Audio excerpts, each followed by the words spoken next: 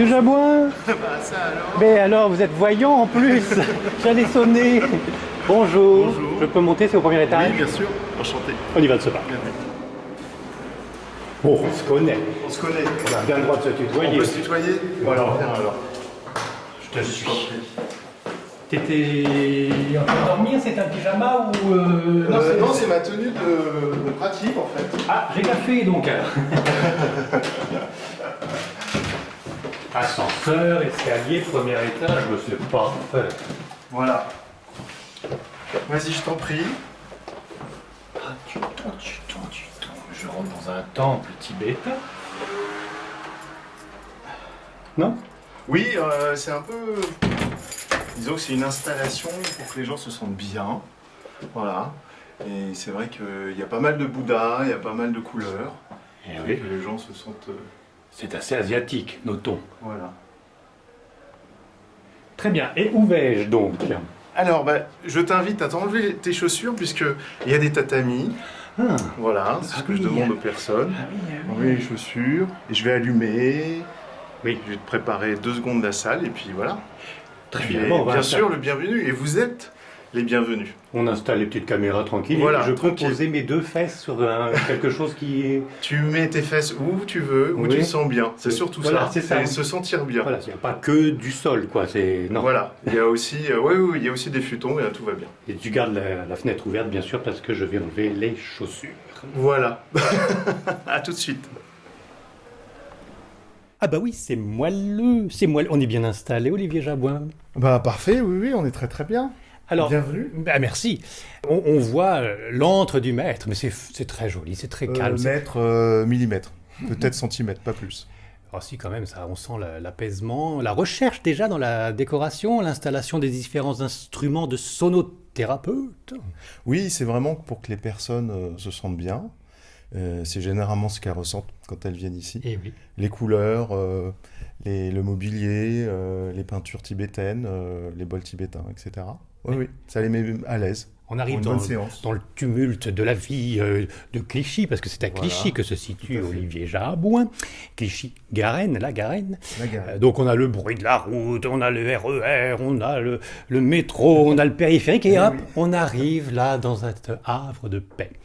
Alors, en plus, c'est donc confortable. On est sur des tatamis, enfin les tatamis sont là, et puis... Oui, et en plus là je l'ai pas mis, mais il y a un tatami de pratique qui est assez moelleux, qui est assez agréable, pour qu'on puisse se relâcher tranquillement. Voilà, dans les limites du raisonnable, bien sûr. Olivier Jabouin, mais qui est-ce? C'est un ami que je connais depuis bien longtemps. On sait... Oh là là, ça se compte plus, hein. Non, on va pas dire. Mais alors, ce qui est amusant, c'est que je le connais comme ça, de loin. On s'est croisés plus d'une fois, on a rigolé bien ensemble, mais je ne connaissais pas toute cette disposition, cette aptitude de sonothérapeute et de sophrologue.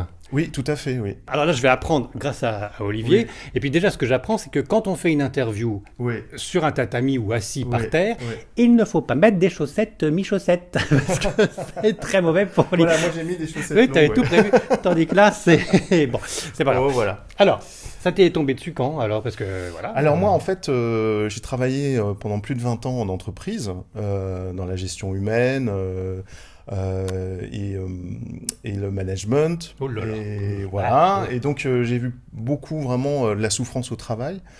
Et parallèlement à mon travail en professionnel dans les entreprises, différentes entreprises où j'ai été, j'ai pratiqué beaucoup d'arts martiaux, que je pratique toujours, l'aïkido, le tai chi, Oui. et qui m'ont amené, ces arts martiaux, à travailler aussi tout ce qui est zen, méditation. Parce que pour progresser en arts martiaux, tous les traités le disent au niveau arts martiaux, il est nécessaire de commencer à pratiquer la zen attitude, vraiment le relâchement, car dans un combat, quelque part, il faut être prêt à mourir pour pouvoir survivre. Et donc, il faut se vider, c'est le corps vide, l'esprit vide. Oui. Et donc, à partir de là, Mhm. j'ai vraiment eu envie de mettre en pratique le bien-être autour de moi. Donc ça te faisait déjà du bien, si je Ça me comprends. faisait du bien. Alors, c'est pas une religion, c'est pas non plus une secte, c'est un art martial. Donc, Oui. Mais une en philosophie de effet, vie, le zen. il y a plein de personnes qui pratiquent les arts martiaux et qui vont juste pratiquer pour se faire du bien. Et en dehors de ça, ils sont leur libre arbitre. Par Oui. contre, moi, c'est vrai que j'ai lu pas mal de livres, d'abord des traités zen autour des arts martiaux, des contes d'arts martiaux, puis des traités bouddhistes de méditation.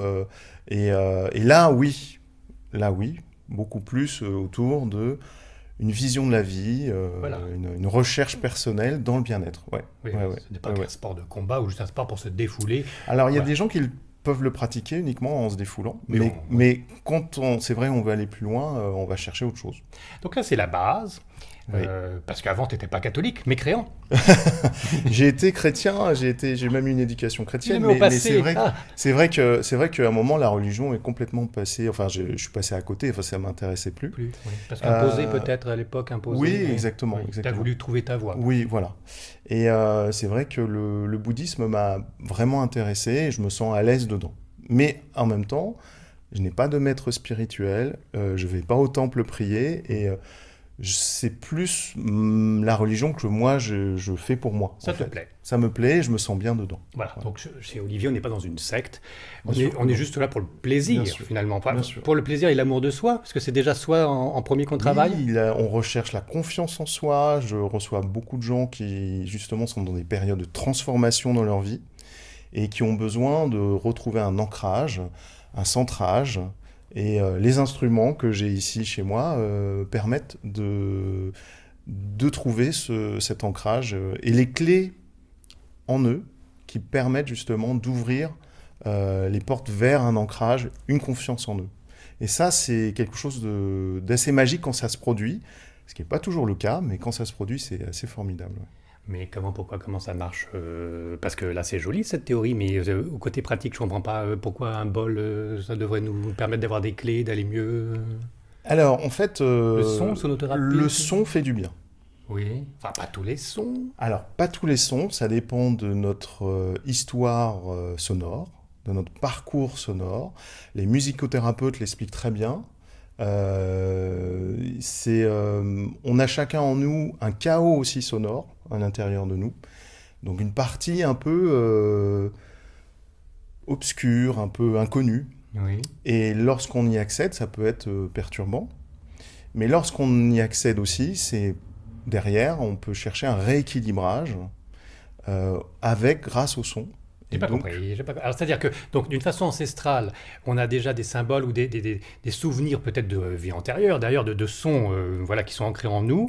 On a chacun notre propre harmonique et il faut la réactiver. Je ne comprends pas, j'ai pas tout suivi. Alors, en fait, lorsque on écoute de la musique, Oui. pourquoi est-ce qu'on écoute de la musique? Pourquoi est-ce qu'on va Parce au que concert? ça swing, parce qu'on peut emballer les Pourquoi, filles.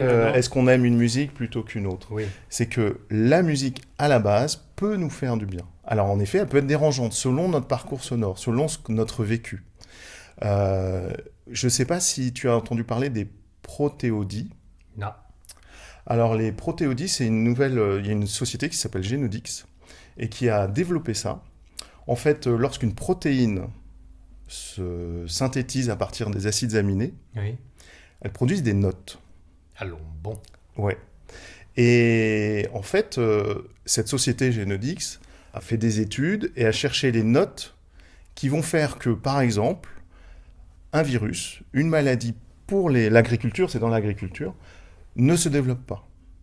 Et aujourd'hui en France, il y a plus d'une centaine d'agriculteurs qui utilisent des sons dans leur terrain agricole pour mieux produire. Ah bon. Ouais, Mais c'est des dans des infrasons, vergers. c'est des ultrasons. Moi, Non, les non, notes, non, non, les c'est notes des de sons, c'est des vrais sons Tu les de entends, ces musique. graines-là?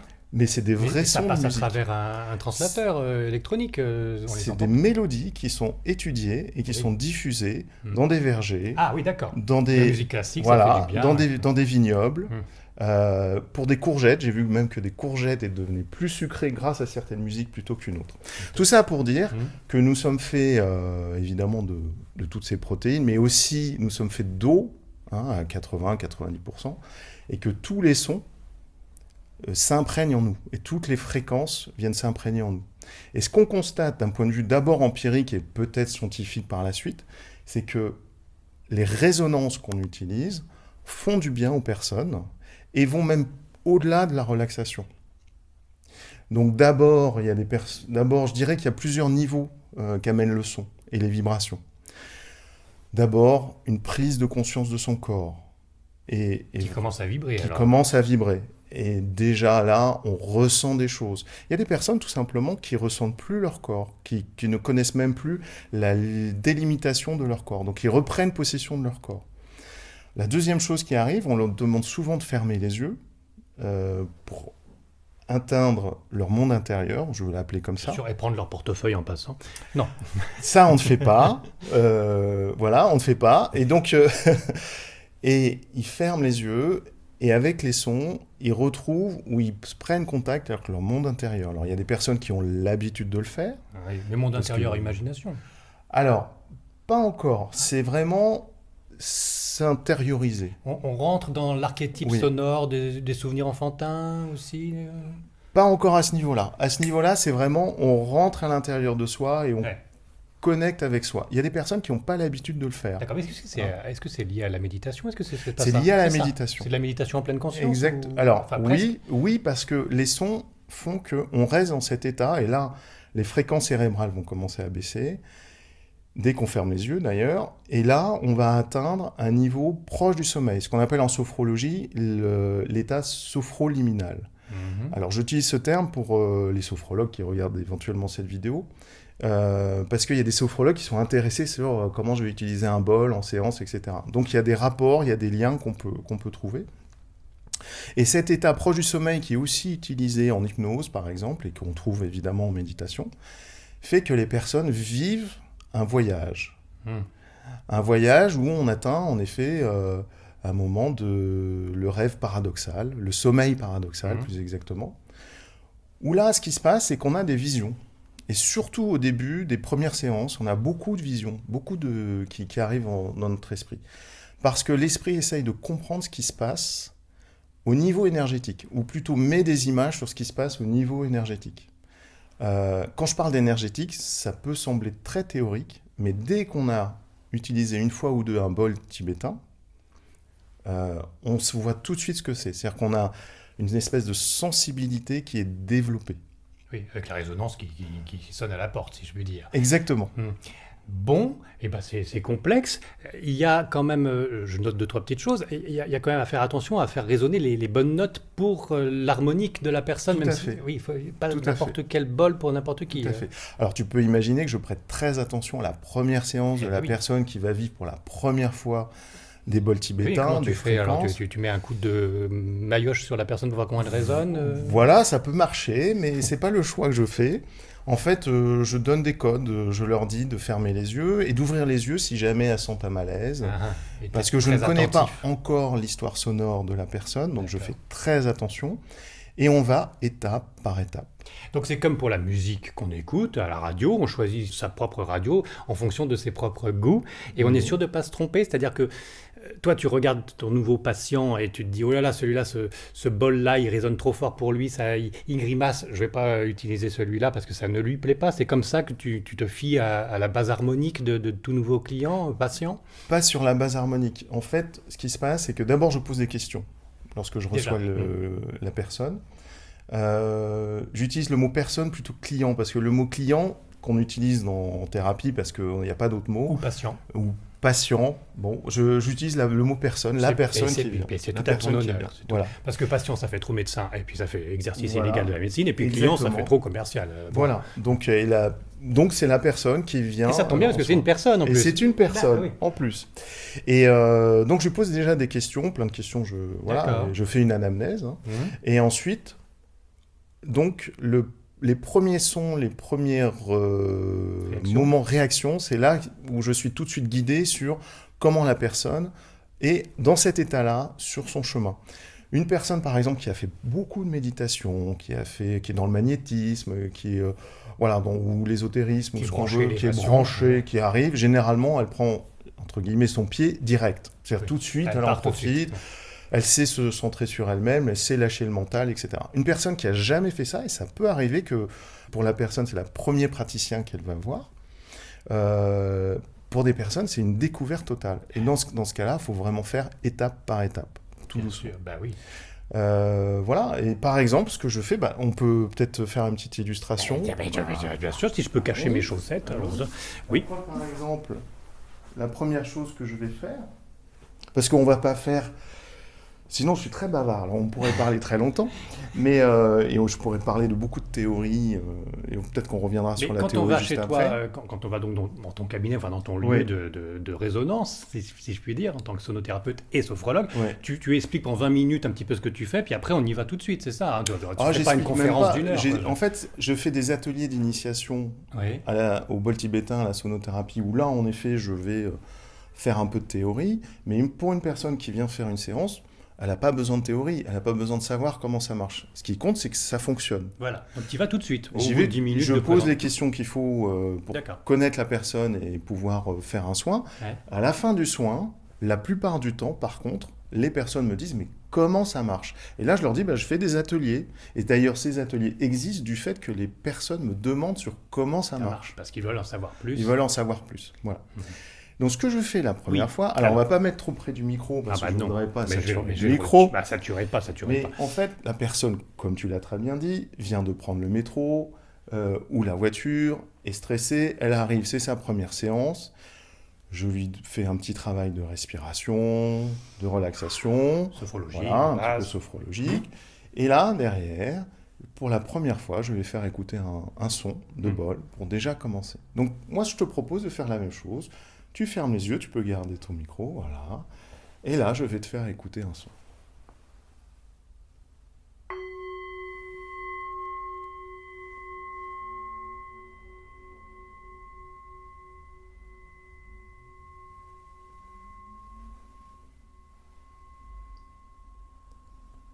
Tu me dis si je peux... Voilà, tu peux ouvrir les yeux. Alors, évidemment, je pourrais le faire durer plus longtemps, mais là, pour l'interview, pour les j'ai des petits extraits. Voilà, parce qu'on on va pas faire 4 heures. On va pas faire... Donc voilà. Alors bon, là, le Yann-Éric est content. Comment il se sent, il se sent déjà calme et apaisé, parce qu'il y a ce son qui se perd lentement d'une façon assez pure et simple, mais qui continue, et qui se noie dans le silence. Et ça lui rappelle les cloches de Notre-Dame. Non, mais ça, c'est... Hein, alors, tout à fait, c'est ton parcours, c'est ton histoire sonore. Et pour toi, c'est un son agréable qui te rappelle les cloches de Notre-Dame. Il peut arriver que pour une personne, ça soit désagréable. Alors, ça arrive rarement parce que c'est un très joli bol, qui a un très joli son, mais les histoires sonores de chacun font qu'il peut arriver qu'une fois, une personne, elle trouve ça désagréable. Dans ce cas-là, je pose le bol, on va essayer un autre bol, et puis aussi, on va lui faire de la relaxation, et surtout, on va lui demander qu'est-ce que ça évoque pour elle. Et on va travailler déjà pourquoi, d'où ça vient, comment ça fonctionne. Et on va aller pas à pas. Et en théorie, si on n'aime pas le son du bol, c'est quand même pas bien, parce que c'est agréable comme son. C'est agréable pour toi. T'as déjà eu des personnes qui ont dit « Ah, mettez-moi le tambour, Alors, la sonothérapie, et les bols tibétains en particulier, donnent un accès direct à son histoire, à son parcours sur son chemin de vie. C'est quelque chose de très, très puissant. C'est pour ça qu'il faut l'utiliser avec délicatesse. Et respect. Par rapport, alors c'est ça qui est intéressant dans cette pratique, par rapport à une méditation qui demanderait un certain temps de mise en place, de tenue, de travail sur la respiration, l'avantage de la sonothérapie, c'est que on accède directement à son histoire, à son être, à son intériorité. D'où l'expression avoir un coup de bol. Voilà, et voilà, c'est exactement. On va pas faire tous les bols, mais je comprends les différentes notes et les différentes résonances, et puis même les différents métaux qui constituent le bol sont un peu différents. Alors, aussi, oui. Avant, on va parler juste des fréquences et des résonances. Je vous en prie. Juste pour dire. Je te vous vois dans ces cas-là. Oui, écoutez, vous voyez moi, il n'y a pas de problème. Juste pour dire que, et évidemment, je ne vais pas faire une théorie de 4 heures, la sonothérapie est basée sur un yoga du son. Qui dit yoga, dit chakra. Ah oui, et dit réincarnation aussi Alors, je ne vais pas aller trop loin dans le côté ésotérique sur cette interview, peut-être dans une deuxième ou une troisième, mais là, ce qui est important de dire, c'est qu'en effet, pour chaque bol qu'on choisit, il y a une note dominante, et donc un chakra un bol est destiné à un chakra. A priori. On en a 7 de chakras, c'est ça? On en a 7 principaux. Il y en a beaucoup plus. Et donc, pour ces 7 principaux, c'est facile à souvenir, c'est Do, Ré, Mi, Fa, Sol, La, Si. Do. Do, Ré, Mi, Fa, Sol, La, Si. La, Si, ah oui. Excusez-moi, c'est mon C'est solfège. pas grave, C'est mon... c'est pas grave. Il ressort mon solfège. Et ça correspond aux 7 chakras. Ce qui ne veut pas dire qu'on va utiliser un bol pour un chakra. Par contre, on va utiliser les capacités, ou plutôt les bienfaits d'un bol sur un chakra. Je m'explique. Oui. Je m'explique. Fais donc. T'as vu dans mon œil gauche que j'étais perdu là. Alors, si je suis trop théorique, tu me dis. Non, mais c'est pas... Mais Vas-y, oui. voilà. Le bol racine, par exemple. Là, par exemple, j'en ai un gros, très très beau bol racine, qui est donc racine, c'est-à-dire le premier chakra, et donc une note Do. Bien sûr. Voilà. Voilà. C'est forcément une note d'eau, le premier chakra. Et donc, c'était pas le les feu. racines- Attends, mais le premier chakra, c'est pas le feu. C'est pas... Là, c'est pas sur les éléments. Là, on va parler juste du côté racine. Sur la Voilà. note. On va pas Note parler racine. des éléments feu, eau, terre. Ouais, mais non, mais le premier chakra, c'est celui du bas. C'est celui du bas. Et il est haut, il est pas feu. Il est ni eau ni feu, il est racine. Pas. C'est vrai qu'il est rouge, mais il est racine. Et donc, il pourrait être terre, du coup. D'accord. Je pourrais me taire, d'accord, j'ai compris. J'ai compris Je l'allusion. garde ma concentration. Oui. Et donc, on va le faire résonner histoire de se faire plaisir. Bah tiens. Mais cet ancrage qu'on va peut-être ressentir, et ces racines qu'on va peut-être ressentir, on va voir tout de suite si ça fonctionne, on peut l'utiliser sur d'autres chakras. D'accord, bah oui. Imaginons que au niveau émotionnel, je suis diffus, je suis perturbé, j'ai une perturbation émotionnelle, je n'arrive pas à gérer mes émotions, et j'ai besoin d'ancrer et d'enraciner mes émotions pour être plus sûr de moi en termes émotionnels. Genre, je suis hypersensible. Hypersensible et je veux être mieux. On va utiliser justement le bol racine au niveau du chakra du cœur pour arriver à se s'enraciner. D'accord. Voilà. D'accord. Alors, pour le plaisir, Oui, parce Le qu'on plaisir. on expérimente aussi un petit peu. avant tout. Donc allons-y. Alors, du coup, tu as des très belles chaussettes, mais du Merci. coup, ouvre plutôt les jambes un petit peu. Ah bah oui, mais Voilà, alors qu'on là, va je sais mettre pas si- entre les jambes. Ah oui, carrément. Bah oui, c'est Ah vraiment, ouais, c'est vraiment ah le ouais. premier chakra. Et que tu ressentes un petit peu les choses et que tu nous dises comment tu ressens les choses. D'accord? C'est Tu parti. trompes pas, tu fais attention. Je te jure, tu vas ressortir de ça en un seul morceau. Je te promets. D'accord. Donc, Maintenant, on peut vite glisser. Et puis... Donc juste ferme les yeux. Oui, bah j'ai confiance. Voilà, confiance totalement, je ne prendrai pas ton porte-monnaie, je te promets. Voilà. Voilà, respire tranquillement, Oui. voilà, profite du moment. Voilà. Et c'est parti.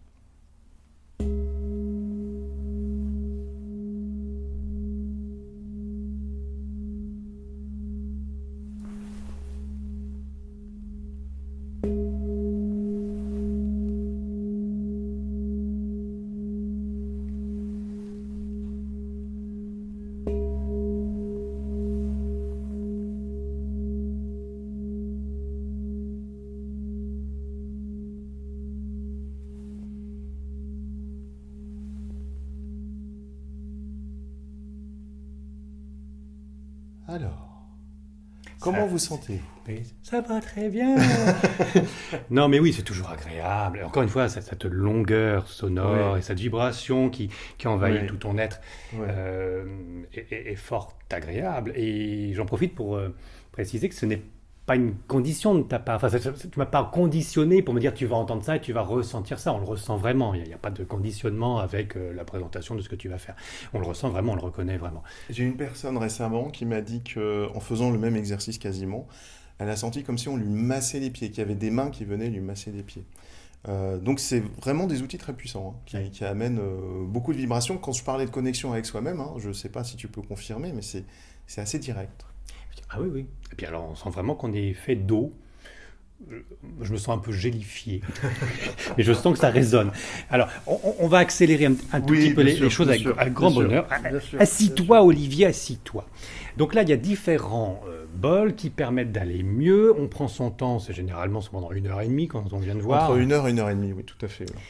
Et on ressort de là, déjà, moi ça va mieux, donc on ressort de là magnifiquement mieux. Les problématiques qu'on peut avoir, que tu as pu déceler avec la conversation du début, je synthétise, sont résolus. Pendant combien de temps ? Parce que quand on sort de chez toi, on est content, on est heureux, mais on retombe dans le tumulte, dans le métro qui je ne marche vais pas. juste préciser que je fais aussi des séances de 45 minutes Oui, qui sont pour les gens qui ont un planning un peu chargé. Alors évidemment, ils ont déjà vécu des séances, c'est justement pour continuer. raccrocher un peu, continuer un C'est-à-dire, petit voilà, ça peu, dure combien de se temps? donner un petit coup supplémentaire, enfin voilà. Alors, ça dépend des personnes, mais en tout cas, moi, ce que je conseille fortement après, en particulier la première séance, mais les séances en général, c'est pendant 3 jours minimum, jusqu'à une semaine, de ne pas avoir de pratique énergétique derrière. C'est-à-dire de laisser reposer les choses. Parce que, en effet, et d'ailleurs, les personnes ont mon numéro de téléphone et peuvent me contacter, ou par mail ou par téléphone, pour me dire lorsque, si ça va bien, mais généralement, c'est pas pour ça qu'on m'appelle, c'est s'il y a des perturbations, s'il y a des questions, s'il y a Oui. des suites, s'ils veulent raconter absolument ce qui leur ont vécu. arrive, ce qu'ils ont vécu. Et en effet, sur une semaine, il se passe des choses. Donc, ce que tu es en train de me dire, c'est qu'une séance chez toi, pendant une semaine, on continue d'avoir une résonance, un changement Oui. ou des vibrations Oui. qui continuent. Oui, oui, C'est ça. oui, oui. Entre 3 jours et une semaine, oui, tout Bon. à fait. Oui. Et que c'est pas peut-être pas en une seule séance qu'on est de nouveau fier de soi, avoir confiance à soi. Bien Enfin, sûr, on ne bien devient sûr. pas plus du tout Bien hypersensible sûr. en une séance. Bien sûr. Mais Bien est-ce sûr. qu'on ne touche pas un petit peu là, par contre, le conditionnement, quasiment l'autosuggestion de la personne en disant tu vas recevoir Ouais. des coups de bol et tu iras mieux?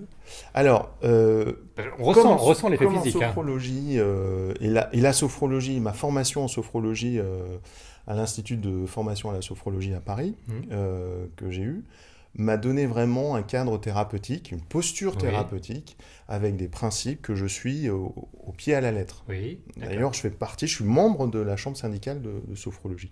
Et donc, la posture thérapeutique dicte notre objectif en tant que thérapeute, c'est l'autonomisation de la personne. Qu'elle ne revienne pas toutes les semaines, parce que voilà. L'objectif n'est pas qu'elle revienne toutes les Et semaines. ce n'est pas ma question. À Ah bon à moins que tu arrives jusqu'à une réponse autre, mais ma question c'est de savoir si tu ne fais pas de la suggestion à ces personnes, même si on a D'accord. une réaction physique grâce au bol ou au tambourin ou au gong, Oui. etc., qu'on ressent forcément. Oui. Est-ce que c'est pas simplement une imprégnation de l'inconscient pour que la personne, ça lui fasse un déclic pour aller mieux? Est-ce que ça vraiment Est-ce que c'est les pas notes? l'objectif de faire un déclic pour aller mieux? Si, mais Est-ce que c'est pas l'objectif, quelque part, d'accéder à l'inconscient et de déprogrammer quelque chose pour programmer autre chose? ah mais tout à fait. Mais dans ces cas-là, c'est plus le son qui soigne. Dans le cas de la sonothérapie, ça va être le son et les Il fréquences. fait juste un déclic. Il soigne ou il déclic? En fait, c'est des déclics. Je n'utiliserai pas le terme de soigner puisqu'on va le laisser à la médecine. Oula oui. Attention. Non, c'est plus un développement personnel dans lequel la personne est totalement autonome. Bon. Elle revient pas. Et ce qui se passe en généralement dans un accompagnement qui se finit, justement, il se finit. C'est-à-dire que la personne a connu une transformation dans sa vie, la thérapie l'a accompagnée, et une fois que c'est fait, c'est fini. Lorsqu'elle a besoin d'autre chose, elle va chercher peut-être la même thérapie, peut-être une autre thérapie, pour répondre à son besoin. Ok, donc là il faut tester. C'est comme aller à la piscine.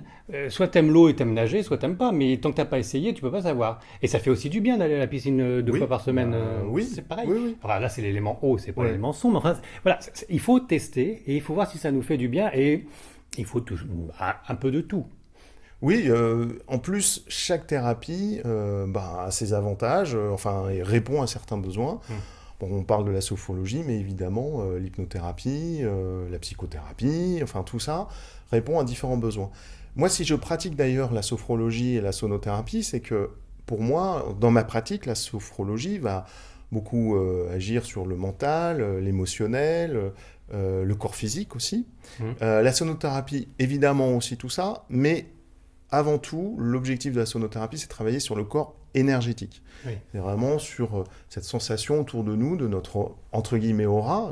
Ça dépend ce qu'on met dedans, le terme d'aura. Mais il y a vraiment une sensibilité, tout un monde qu'on va découvrir autour de soi et à l'intérieur de soi. Donc se découvrir soi, mais aussi son corps et son corps multiple. Voilà. Et c'est vraiment le lien entre, on va dire, l'infiniment grand et l'infiniment petit. C'est d'ailleurs pour ça que j'ai appelé tout ce que je fais, j'ai englobé ça dans un terme qui s'appelle Tenchi, que j'ai appelé Tenchi, Oui. qui en japonais, et ça vient de l'aïkido, Tenchi c'est ciel-terre. Donc c'est ce lien entre le ciel et la terre.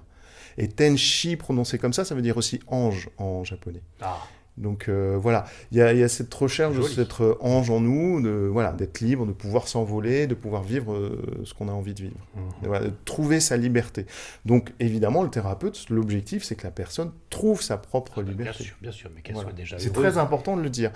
Parce que derrière, la question que tu m'as posée tout à l'heure, qui je pense est fondamentale dans une relation saine de thérapeute à une personne qui vient demander un accompagnement, c'est vraiment une relation de détachement, de tempérance.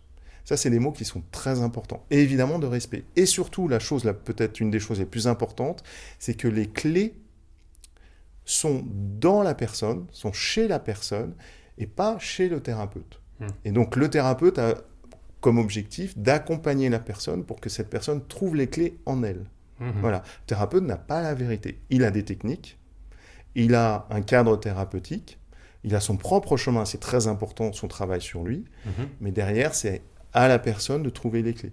Oui, c'est pas comme un guérisseur qui va dire oh là, je t'enlève le mal de tête. Non. Voilà. Néanmoins, c'est même plus agréable que d'aller voir un guérisseur parce que voilà, il y a un côté plaisir d'entendre, enfin Bien personnellement, sûr. Ouais. d'entendre des sons beaux, limite sacrés, en tout cas qui Ouais. fait toujours référence à un peu le religieux. Hein. Ouais. Et puis c'est magnifiquement fait, et c'est magnifiquement beau. Donc c'est toujours un plaisir, même si on n'a peut-être pas pendant 3 séances un grand changement dans sa vie. C'est déjà un plaisir, comme aller à la piscine. Alors, ça dépend. Ah, ça dépend. Allons. Sur l'histoire de en 3 séances, est-ce qu'on change beaucoup dans sa vie ou est-ce que ça transforme? Il peut suffire d'une séance. C'est-à-dire que si sur le chemin de la personne, avec tout le travail qu'elle a fait, elle a rencontré d'autres thérapies, elle a travaillé sur elle, ça peut être cette séance-là où en effet, soudainement, pendant cette séance, il se passe quelque chose de révélateur, une prise de conscience, une transformation qui va justement l'amener à un nouvel état pour aller, cette fois-ci, à une autre étape dans sa vie. Ça peut arriver, ça m'est arrivé une fois. Bon, voilà, c'est quelque chose d'assez extraordinaire. Je parle d'une personne qui est venue dans mon cabinet. Et puis, il faut s'en détacher en tant que thérapeute, car il faut se dire que c'est pas soi, en tant que thérapeute, qui a provoqué ceci. C'est tout le travail que la personne a fait, qui a fait que, à ce moment-là, dans cet état-là, cette technique thérapeutique a fait que cette personne s'est révélée à ce moment-là et s'est transformée. Et inversement, quand une personne, par exemple, pour elle, c'est peut-être compliqué de trouver en elle des émotions, des souvenirs, en effet, on va dire des nœuds énergétiques, enfin des nœuds, ça coince ici, ça coince là, ça coince ici, bon voilà. Là, c'est une information pour elle, mais c'est pas parce que pendant cette séance, on va dire que la personne n'a pas vécu une libération extraordinaire, que cette séance a été inutile. Au contraire, ça fait partie de son chemin, et peut-être qu'un jour, avec une autre thérapie, du magnétisme, d'hypnothérapie, soudainement, il y aura cette révélation, cette libération. En étant passé peut-être par les bols tibétains, ce qu'il fallait faire voilà, aussi. Exactement. Bon, et ben ça, c'est bien. C'est bien parce que ça fait du bien. Ah, ça fait Voilà, du bien. c'est encore une belle phrase que je suis content d'avoir. Olivier, on va se retrouver dans une deuxième partie. Ah oui, parce que je suis très bavard, je t'avais prévenu. Et on va en savoir plus sur toi, parce que tu ne m'as pas tout dit. Et puis encore sur tous ces instruments musicaux incroyables, on se retrouve dans la deuxième.